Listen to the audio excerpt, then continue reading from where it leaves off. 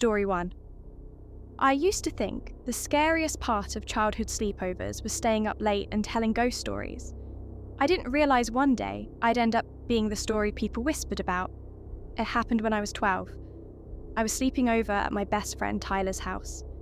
His parents were easygoing, the kind who let us order pizza, stay up past midnight and watch movies we probably shouldn't have been watching at that age. His house always felt safe, familiar, normal. That night, it didn't.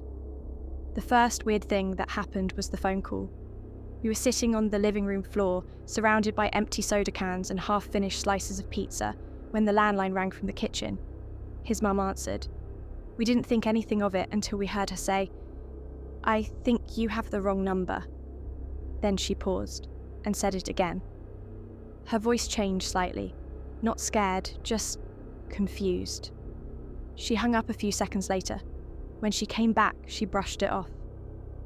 "Some guy asking for a little boy," she said his name was Daniel. I froze, because that's my name. But nobody outside my family called me little boy. And nobody, except the school and doctor's office, even had that landline number. Tyler laughed at me, told me I looked like I'd seen a ghost. His mum assured me it was coincidence. We went back to our movie. But I couldn't shake it. Around midnight, we dragged out our sleeping bags. His parents went to bed. The house settled into that thick, nighttime quiet where every sound feels louder than it should. That's when the knocking started. 3 soft taps at the front door. We both sat up. Another 3. Tyler whispered that maybe it was his older brother messing with us. But his brother was away at college. We crept toward the entryway. His house had one of those long hallways that somehow feels endless at night. Every step felt heavier, slower. The knocking came again. This time, 5 taps. Then silence. Tyler reached for the door handle. I grabbed his wrist. We stared at each other, both trying to seem brave. Then we heard it. A voice. On the other side of the door. Barely audible, like someone pressing their lips against the wood. "Daniel, I know you're in there." My stomach hit the floor. Tyler looked at me, eyes wide.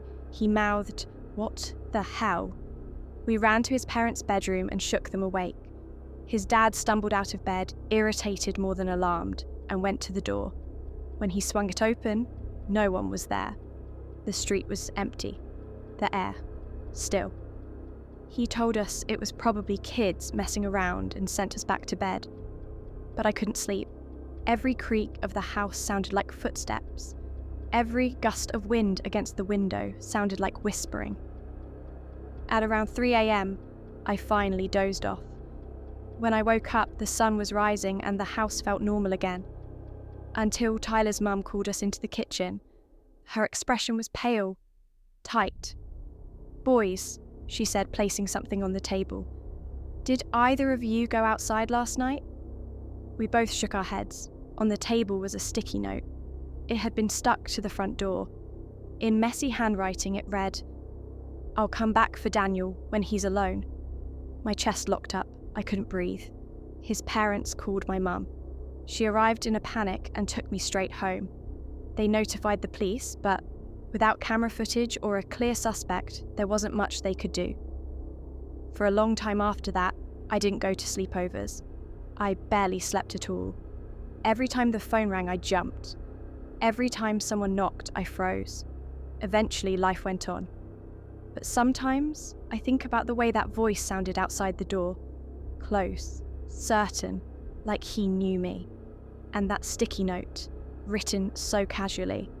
As if I wasn't a kid, as if I was already his. Story 2. The first time I realised adults couldn't always protect us was during a sleepover when I was 11. My friend Kayla was the only child of a single mum who worked nights at a hospital. So on weekends, I'd sometimes stay over to keep her company. We felt independent, grown up, trusted. One Friday, it was just the 2 of us in the house. We made microwave popcorn, watched cartoons, and talked about school drama until late. Around midnight, the laughter faded and the house fell into that still, restless quiet. We turned off the TV and lay on the living room floor in our sleeping bags. I was just drifting when I heard the doorknob to the front door turn. Slowly, deliberately. We both sat up, but we waited. It turned again. Then the door creaked open. Someone walked inside. Kayla whispered her mum's name, but we both knew it wasn't her. The footsteps were too slow, too heavy. They moved down the hallway toward the bedrooms. I felt frozen, completely paralyzed. Kayla grabbed my hand and pulled me into the hall closet. We squeezed inside and shut the door, holding our breath. We heard drawers opening, cabinet doors, the sound of someone breathing hard. Then the footsteps came back down the hall and stopped right outside the closet. The door handle twitched, once, twice. Then it began to turn. I could feel Kayla shaking beside me. My heart pounded so loudly I was sure whoever was out there could hear it. But then, a loud male voice boomed from outside. "Police! Come out with your hands up!" The closet door flew open. 2 officers stood there. Behind them, a stranger was lying face down on the living room floor, hands cuffed behind his back. He looked ordinary.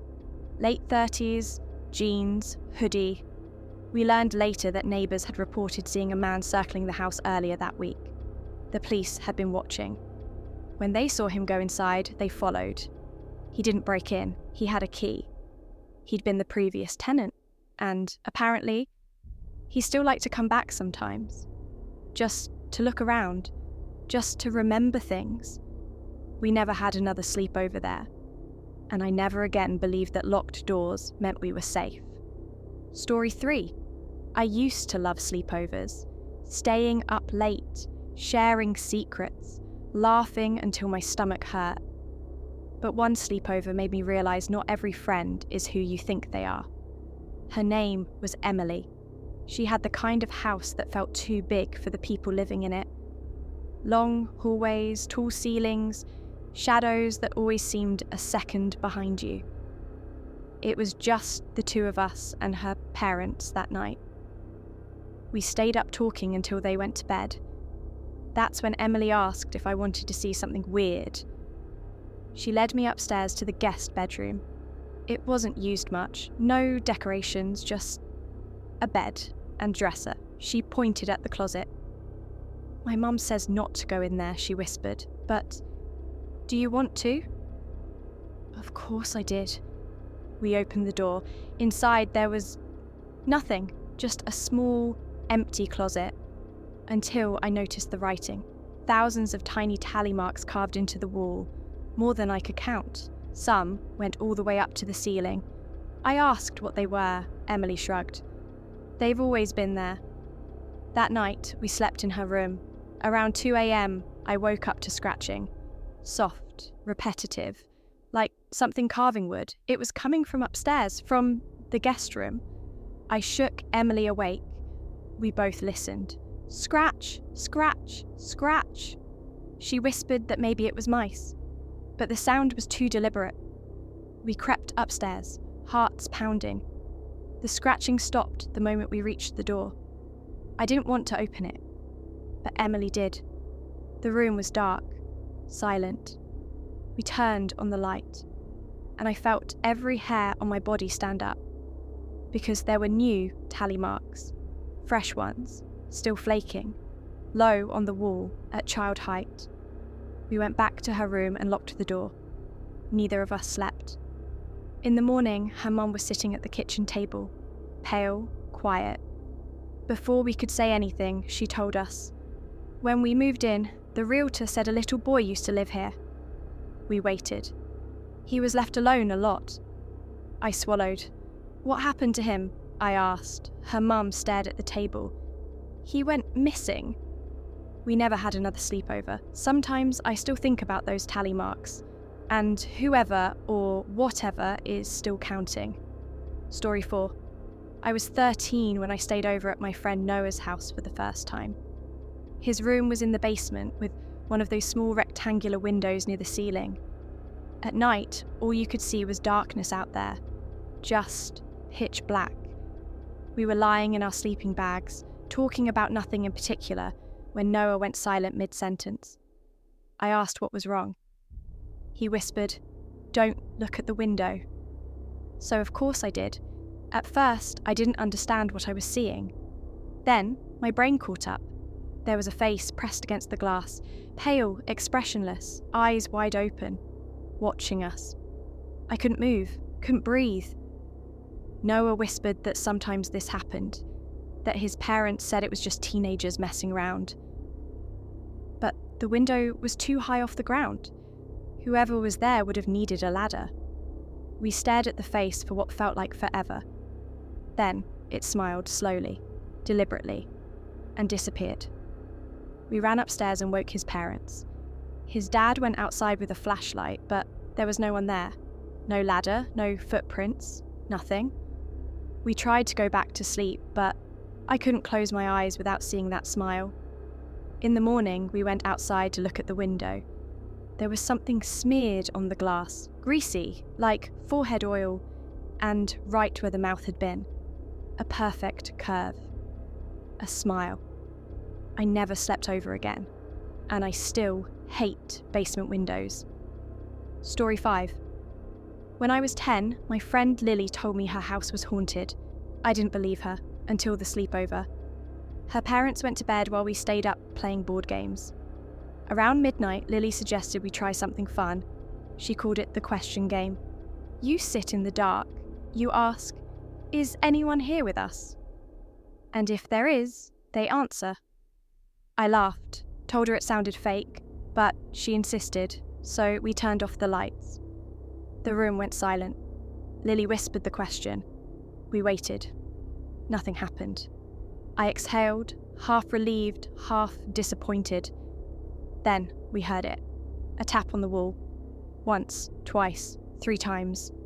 Like a response. I told Lily to stop messing around. She swore it wasn't her. We turned the lights back on. The room looked the same, but the silence felt thicker, heavier. That night, I dreamed someone was standing over my sleeping bag, breathing. When I woke up, I brushed it off as imagination, until breakfast. Lily's mum casually asked why we'd been talking so late just to see it. I said we weren't. She frowned. I heard a third voice. I didn't correct her, because in my dream, the voice had been right next to my ear, whispering my name. Story 6. I was 12 when my friend Megan invited me for a sleepover at her new house. It was in a quiet cul-de-sac, the kind where every lawn is perfectly trimmed and nothing bad ever seems to happen. Her parents were warm, friendly people. Her mum made us popcorn. Her dad joked with us about not staying up too late. It felt safe. We stayed in the living room because it had the biggest couch. By midnight, the TV was just background noise while we whispered and laughed about school, boys, and everything else 12-year-olds worry about. Around 1 a.m., Megan fell asleep. I didn't. I'd always been a light sleeper, and the unfamiliar house made every little creak feel louder. Eventually, though, I started drifting. Half awake, half asleep. That's when I heard the door open. Not loudly, just the soft click of the latch, the slow squeak of hinges. Then, footsteps, careful, measured. They weren't the confident footsteps of someone who lived there. They were searching footsteps, hesitant, testing the floorboards. I thought it was her dad getting a glass of water, until the footsteps stopped right behind the couch where we were sleeping. The air felt different, heavy, aware. I kept my eyes closed. Whoever it was stood there for a long time, long enough that I began to wonder if I was imagining it. Then, the breathing started. Slow, raspy. A faint whistle on the exhale. I felt every hair on my arms rise. Slowly, I cracked my eyes open. A shadow towered above us, a man standing right behind the couch. Not her dad. Taller, broader, wearing a dark jacket with the hood pulled up. He leaned closer like he was looking down at us. I wanted to scream, but my voice was gone. I shut my eyes again and prayed. Eventually, the footsteps retreated. The door clicked. Silence returned. I waited another full minute before shaking Megan awake. My whisper came out broken.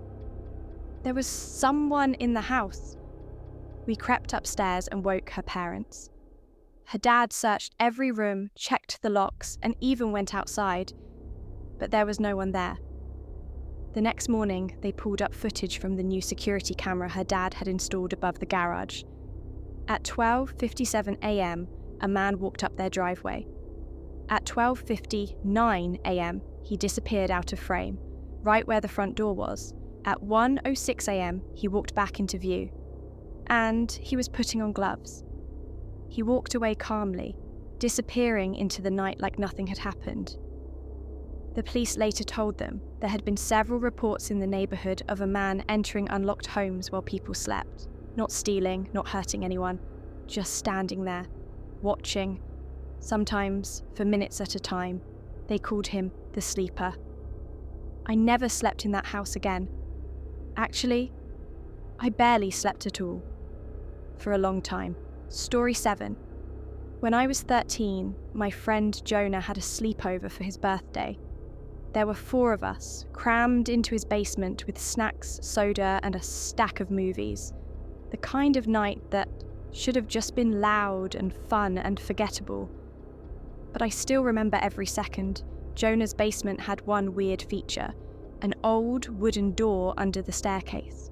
His parents said it led to a crawl space used for storage. We asked what was in there. They told us not to open it. So of course, that's all we could think about. Around midnight, while everyone else was half asleep, Jonah whispered, "Want to see what's inside?" We crept to the door.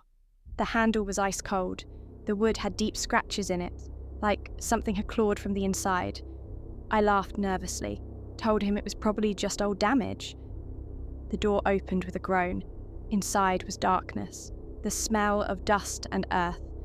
The crawl space was small and just enough room for someone to crouch or hide. Jonah shined his flashlight inside. There was nothing, just dirt. And in the centre, a small stuffed rabbit lying on its side. It was filthy, one eye missing, the fur worn down to threads. Something about it made my stomach twist. Jonah grabbed it and joked that it could be his new lucky charm. We went back to our sleeping bags and eventually drifted off. I woke up sometime later to whispering. A soft voice, not Jonah's, not anyone else's. It was right next to my ear. "Give it back." I bolted upright. Everyone else was asleep. The rabbit was gone. My eyes drifted toward the door under the stairs. It was open. Just an inch. I shook Jonah awake and told him to put the rabbit back. He tried to act tough, but I could see fear cracking through. We returned it to the crawl space, closed the door, locked it. We didn't sleep much after that. In the morning, Jonah's mum noticed the door and frowned. "That stays locked," she said. "Don't open it again." We asked why. She hesitated. Because the family before us lost their child in this house. He loved hiding in small spaces. That crawl space was his favourite. We went silent. She continued. They never found him. I wanted to believe she was just trying to scare us. I really did, but that night I dreamt of a small voice whispering in the dark, over and over, "Give it back." Story 8. I was 11 when I learned that sometimes the scariest thing in the world is hearing your own name. I was sleeping over at my cousin Mark's house. We camped out in the living room, blankets everywhere, a bowl of candy between us. Around 2 a.m, I woke up thirsty. I went to the kitchen for water. The house was so quiet I could hear the fridge humming. As I drank, I heard it. My name. Soft, calling from the backyard. "Hey, come here." I froze. It sounded like my mum. Same tone, same rhythm, same gentle coaxing she used when I was little. But my mum was at home, miles away. I stood there paralysed, glass shaking in my hand. Again. "Come outside." My skin crawled. The voice was wrong. Too calm, too patient. I backed away. From the hallway, I saw Mark standing there, eyes wide. "Did you hear it too?" he whispered. We went to wake his dad. He grabbed a flashlight and stepped outside. There was no one there. But the side gate was open. It had been locked earlier. Police later told them someone had been spotted in the neighborhood watching kids through windows. They thought he'd been recording voices, learning patterns, practicing, to sound familiar, to make kids step outside. We slept with the lights on after that. And now, whenever someone calls my name in the dark, I wait a second, just to be sure it's real. Story 9. When I was 10, I went to my first sleepover without my parents knowing the family very well. It was a girl from school, Anna. She seemed sweet, quiet, harmless. Her house was small but cozy. Her dad was friendly. Too friendly maybe, but I was a kid. I didn't notice what adults notice. We watched movies until late. At some point, I fell asleep on the couch. I woke to the front door opening. Anna's dad was whispering to someone outside. "She's asleep," he said quietly. "You can take her now." My blood turned to ice. I stayed still. Footsteps came inside, slow, careful. A man crouched next to me. I could smell cigarettes on his jacket. He reached for me, and I screamed, loud, desperate. Anna woke up. Her mum ran in. Chaos exploded. The man ran. The dad panic lied about a misunderstanding, but Anna's mum called the police anyway. It turned out the man was a co-worker, someone with a criminal record for child abuse. Messages were later found arranging for him to pick me up in the middle of the night. He had been waiting outside the house, watching, timing. I learned something that night. Sometimes the real monster isn't a stranger in the dark. Sometimes it's the smiling adult who opens the door. Story 10. I never believed in imaginary friends until my friend Sophie introduced me to hers. I was 9. It was a small sleepover, just the two of us. Before bed, she set out an extra pillow and blanket on the floor. I joked, "Who's that for?" She said, perfectly serious, "For Thomas. He doesn't like being left out." I laughed, because that's what you do when your friend says something weird and you don't want to make it weirder. But that night, long after we went to bed, I heard whispering. Not Sophie. A boy. His voice low, close, like he was right beside me. I squeezed my eyes shut and tried to sleep. In the morning, the extra pillow was dented, like someone had slept on it. Sophie's mum noticed us staring and said quietly, "You set out Thomas's bed again." I expected her to laugh. She didn't. Instead, she said, "It keeps the house quiet." I asked Sophie later who Thomas was. She told me he used to live there, and one night, he went missing. "They said he ran away," she whispered, "but he didn't run very fast." I didn't ask what she meant. I didn't want to know, and I never slept there again. But sometimes, when I wake up at night, I leave out an extra pillow, just in case. Story 11. I was 13 when I had a sleepover at my friend Claire's house for the first time. Her place was old, the kind of house that creaked like it had bones, but it was beautiful. Wooden floors, tall windows, a long hallway that led to the bedrooms. Her parents went to bed early, so we stayed up whispering and joking about the shadows around us, like kids do when they want to be scared, but not really scared. Around 1 a.m, we finally turned off the lights. I was lying there in my sleeping bag when I heard it, a soft floorboard creaking in the hallway. I figured it was one of her parents, until I remembered both bedroom doors were at the other end of the hall. If someone was walking there, they'd be heading away from the bedrooms, toward us. The sound stopped. Then I heard breathing, very slow, very careful, right outside the living room doorway. My heart hammered in my chest. I didn't move.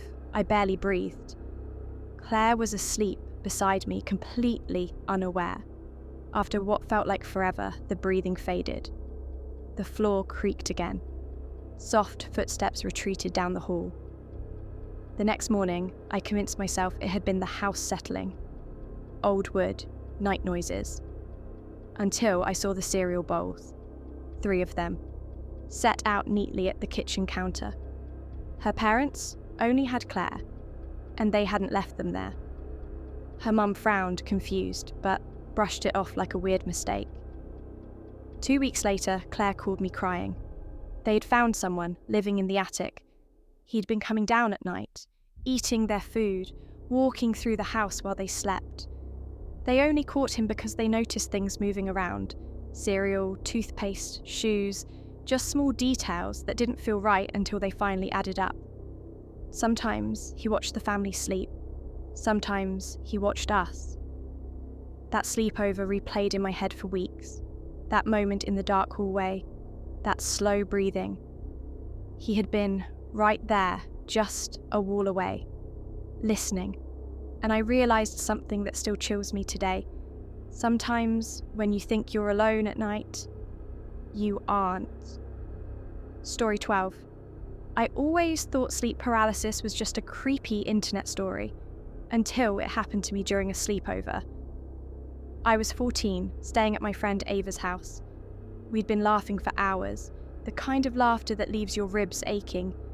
Eventually, exhaustion won and we both passed out on her bedroom floor.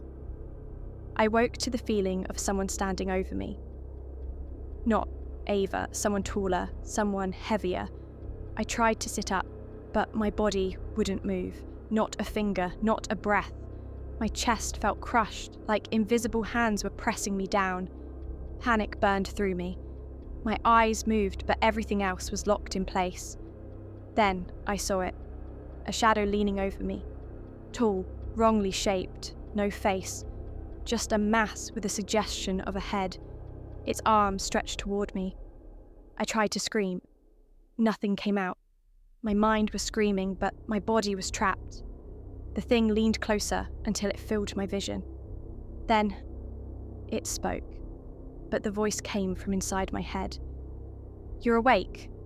My heart stopped. My brain spun in terror. I don't know how long it lasted. Seconds. Years. Time didn't work right in that moment. And then, I snapped free. I bolted upright, gasping like I'd been drowning. Ava shot up too. We stared at each other, both shaking. She whispered, "Did you see it too?" And I did something I still can't explain. I nodded. We described it, separately. Same height, same shape, same silence, same presence pressing us down. 2 different people. 1 shared nightmare. Her mother later told us sleep paralysis can feel incredibly real, that our brains create hallucinations when the mind wakes before the body. But she couldn't explain why we saw the same thing, or why it leaned over only me. That night taught me something unsettling. Just because something is happening inside your head doesn't always mean it's only yours. Story 13. I was 12 when I stayed at my friend Daniel's house. His bedroom had bunk beds, and I took the top bunk because I thought it felt safer being higher up. That was a mistake. Sometime in the night, I woke up thirsty and looked down to see if Daniel was awake. He wasn't, but someone else was lying in the bottom bunk. I froze. I could see the outline of a body, shoulders, head, legs, lying perfectly still beneath the blanket. The breathing sounded wrong. Too slow, too deep. I whispered Daniel's name. He answered from across the room. He was sleeping in a beanbag chair. My blood turned to ice, because that meant the person in the bottom bunk was not Daniel. The breathing continued. Steady. Heavy. My brain screamed at me, "Don't move," like whatever was down there would notice if the mattress creaked. I stayed frozen for hours, listening, counting breaths, feeling my heart rattle inside my chest. And then, just before sunrise, the breathing stopped. Very slowly, the blanket slipped down the side of the bed. The mattress beneath it was flat, empty, but the pillow still had a dent, like a head had been resting there. I didn't tell Daniel's parents. I didn't sleep the next time I stayed there. And even now, as an adult, I hate bunk beds, because sometimes you don't want to know who or what is sleeping beneath you. Story 14. I was 13 when I stayed over at my friend Rachel's house for the first time. Her room faced the backyard, a quiet stretch of grass, then a row of trees, then another house beyond them. At night, the window reflected our faces like a mirror. We were lying there whispering when Rachel suddenly went quiet. I asked what was wrong. She stared at the window and whispered, "He's back." I followed her gaze. At first, I only saw our reflections. Then, behind us, in the dark yard, I saw him, a man, standing at the back fence, not moving, just watching the house. I tried to convince myself it was a tree, a shadow, anything but what it clearly was. Rachel said he came sometimes at night, just stood there. Her parents called the police before, but he always disappeared before they arrived. We told her mum. She locked the doors, closed the curtains, comforted us. But that night, I couldn't sleep. Every sound outside felt like footsteps. Every breeze sounded like breathing. Around 3 a.m, I had to pee. I walked past the living room window and, without thinking, glanced outside. He was standing right next to the house, close enough to touch the glass, staring inside, at me. Our eyes met, or at least I think they did. I ran back to Rachel's room, shaking so badly my teeth chattered. By the time her dad came out, the yard was empty again. A few months later, he was arrested. He'd been watching children through their windows for years, taking photos, cataloguing routines. Police found notebooks filled with descriptions, times, names, addresses. My name was there too. I never slept near a window again. Not without curtains. Not without checking. Twice. Story 15. I was 10 when I slept over at my friend Ava's house. Her family lived in a quiet suburban neighbourhood, the kind where everyone leaves bikes on their lawns and nothing ever seems dangerous.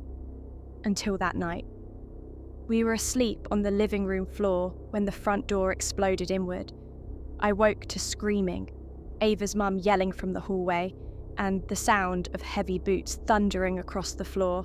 A man stormed inside, wild eyes, drunk, confused, shouting a woman's name.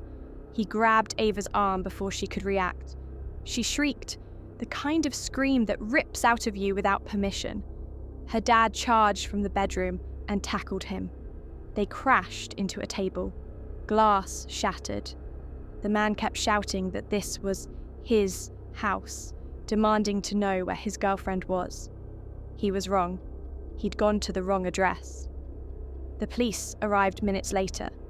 Turns out he lived 3 streets over. Same house layout, same porch, same paint colour. His key had even almost worked. He was drunk enough to believe he belonged there. But he didn't. He didn't belong anywhere near us. For months after that night, every unexpected sound jolted me awake. Every footstep in the hall made my heart race. Because now I knew the truth. Sometimes the monster isn't trying to break in. Sometimes he truly thinks he's already home. Story 16. I used to think attics were just dusty storage spaces full of forgotten things. Then I spent the night at my friend Leah's house. Her attic had a pull-down ladder right in the hallway, and every time I walked past it, I felt like something was looking down. Leah joked that the house creaked like an old lady, but somehow the attic creaked the most after dark. That night, we slept in her room. Her ceiling fan hummed softly, and the moonlight spilled through the blinds in thin silver stripes. I woke up sometime after midnight to the sound of wood shifting overhead, a long, tired creak. I stared at the ceiling. Silence. Then another creak, and another. Slow, measured, like footsteps right above us. I whispered Leah's name.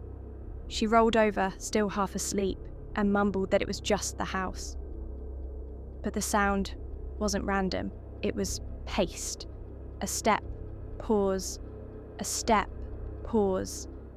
Like someone carefully walking through the attic and stopping to listen. Then, something changed. The footsteps stopped directly over the bedroom door. I held my breath. A faint sound followed, a dragging noise, soft scraping wood like something heavy being pulled across the floorboards. Then I heard it. A knock. But not on the bedroom door. On the attic floor, directly above it. 3 slow taps. We didn't move for the rest of the night. In the morning, we pretended it hadn't happened. Kids do that. Push scary things into a quiet corner of the mind and cover it with normal life. But later that day, Leah's mum mentioned, casually, almost absently, that the attic ladder had been pulled down when she woke up. She thought one of us had been poking around. We hadn't. She pushed it back up. That should have been the end of it. Except, a few weeks later, Leah called me in tears. They'd found signs that someone had been living up there. Food wrappers, blankets, an old pillow, footprints in the dust. The police thought he came and went through a loose vent on the roof. They didn't know how long he'd been there. But I did. At least one night. Maybe more. Every now and then, I think about those soft attic footsteps above me while I slept. The careful pacing, the deliberate pauses, and the 3 slow knocks above the bedroom door. Like he wanted to know if we were awake. Story 17. I was 12 when I had a sleepover at my best friend Jenna's house. Her parents trusted us enough to watch movies in the living room while they slept upstairs. We had the cordless house phone next to us in case of emergencies. Around midnight, the phone rang. We jumped. Jenna answered, expecting a relative or wrong number. Instead, a man's voice said, "I can see you." She laughed nervously and hung up, assuming it was a prank. 5 minutes later, the phone rang again.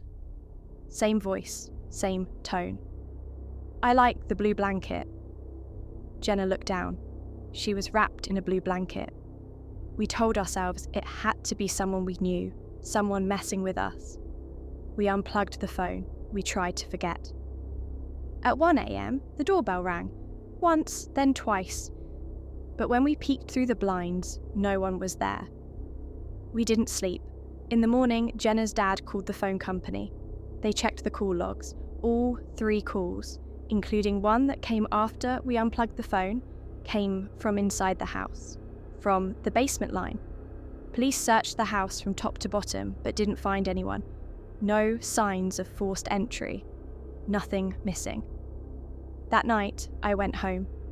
2 days later, Jenna's family moved into a hotel because a neighbour heard noises in the crawl space under their house and called the police.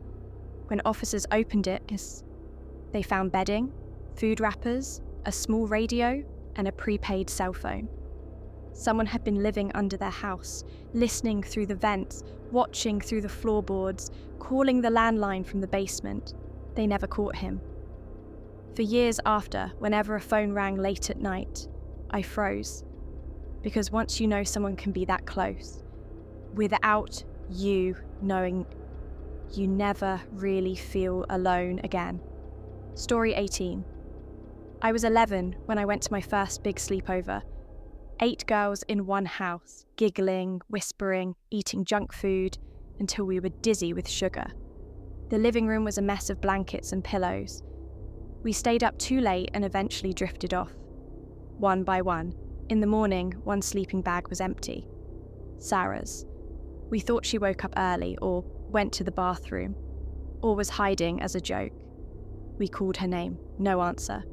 Her shoes were still by the door, her jacket still on the hook. The front door was locked from the inside. Her parents came. Then the police. Then reporters. We watched grown-ups panic while we sat silently on the couch in our pajamas, clutching juice boxes we weren't drinking. Sarah was gone. No broken windows. No signs of a struggle, just gone. For years, I blamed myself. I'd slept 3 feet away. I should have heard something. Footsteps, a door, anything. But I hadn't. Sometimes I dream that night again. I see the line of sleeping bags, the dim light from the street lamp outside, the shadows on the wall. And in the dream, I see a figure standing over Sarah's sleeping bag, tall, still, waiting for the right moment to lift her up and carry her into the dark. I wake up shaking. Sarah was never found, and the worst part is knowing she didn't disappear from some far-off, dangerous place. She vanished from a living room, full of friends, from the middle of what was supposed to be a safe night, and none of us ever heard a thing. Story 19. I was 10 when I slept over at my neighbour's house. His grandmother lived with them, a quiet woman who rarely spoke, always sitting in the exact same chair. That night, she went to bed early.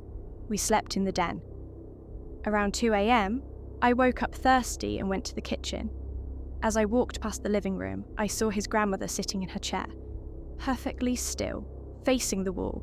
The lights were off, but the street lamp outside lit the room in a faint orange glow. Something about the angle of her back made my stomach twist. I whispered a nervous, "Hello?" She didn't move, didn't acknowledge me, didn't even breathe, it seemed. I hurried back to the den and tried to forget it. In the morning, his mum was crying. His grandmother had passed away in her sleep.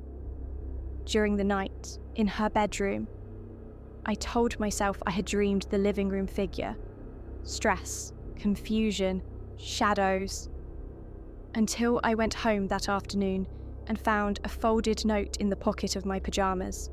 In shaky handwriting, it said, "Don't talk to the woman in the chair." To this day, I have no idea how it got there, and I never walked past that living room at night again. Story 20, I was 14 when my friends and I had a sleepover at my friend Lucas's house. His family had a finished basement we thought was the coolest place in the world, dark, cozy, cut off from the rest of the house. We stayed up playing games until our eyelids drooped.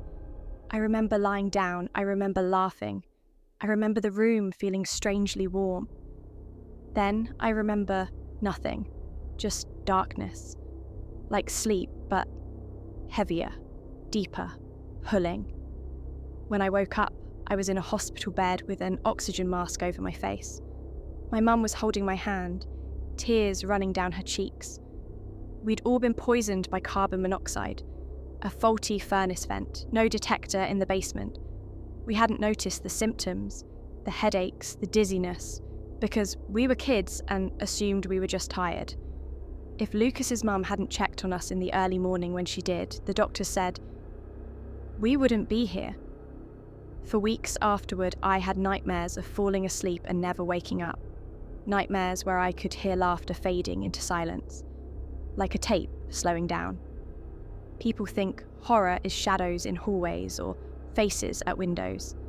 But sometimes it's invisible, odorless, quiet, and it waits until you're most comfortable, most at ease, fast asleep on a basement floor with your best friends. I still go to sleepovers sometimes, but I always look at the ceiling first, to make sure the detectors are there, to make sure someone learned from what almost happened to us. Because not every nightmare is a story. Some of them are warnings.